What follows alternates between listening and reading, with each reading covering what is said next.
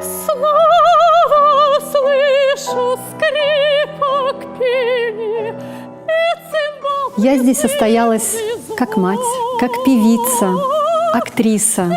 Я объехала вот уже почти за 32 года буквально все уголки, города и районы республики. Тепло, которое я отдаю, всю душу свою. И когда люди тебе отвечают тем же самым теплом, улыбками, и когда говорят, что здесь холодно, это далеко от центра России, нет, мне кажется, что наша республика – это центр Вселенной. Здесь самый теплый, горячий и доброжелательный, гостеприимный народ. И я благодарна, что много лет назад республика приняла меня, и я плачу ей за это своей большой любовью, благодарна ей за то, что она высоко оценила мое творчество.